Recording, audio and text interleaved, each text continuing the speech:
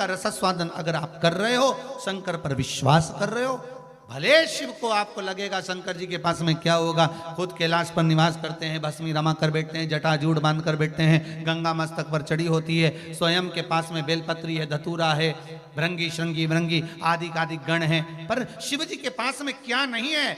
सारे भाग्य को पलट सकता है मेरा भोलेनाथ, मेरा विष्णु।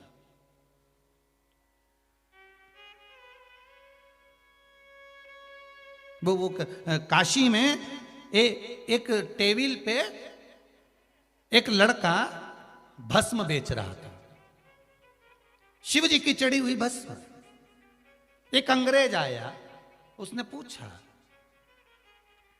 क्या है? भस्म। ओ, उसने लिया। इसकी एक्सपायरी डेट कब की है? भस्म के लिए पूछा।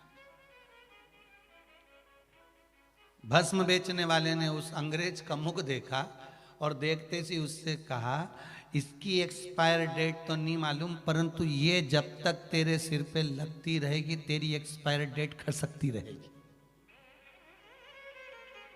ये भस्म जब तक तेरे मस्तक पर लगती रहेगी, ये भस्म जब तक तेरे सिर पर लगती रहेगी, तब तक तेरी एक्सपायर डेट खसकती रहेगी।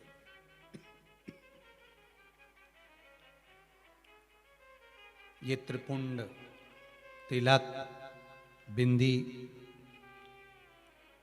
भगवान के चरणारविंद का चंदन, जल हम मस्तक पर चढ़ाते ही क्यों हैं? हमारा भाग्य में कुछ गलत लिखा हो तो उसको सुधार देगा। शंकर जी का चरणामृत शिव मंदिर में से जल लिया, नैनों पर लगाते ही क्यों हैं?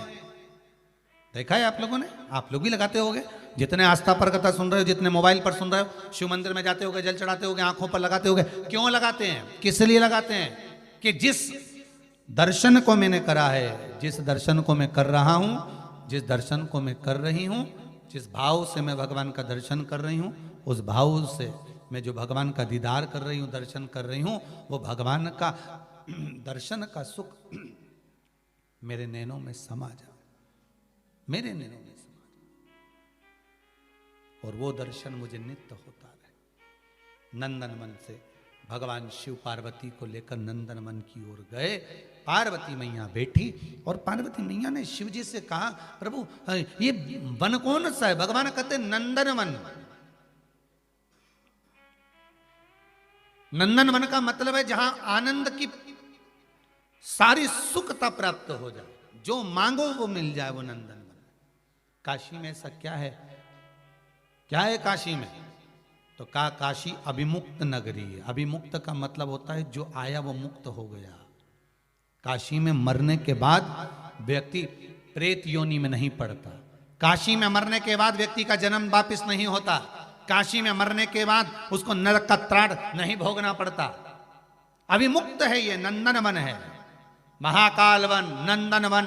ये भूमियां ऐसी हैं जिस भूमि पर प्राण छूट भी जाए तो फिर जन्म नहीं है।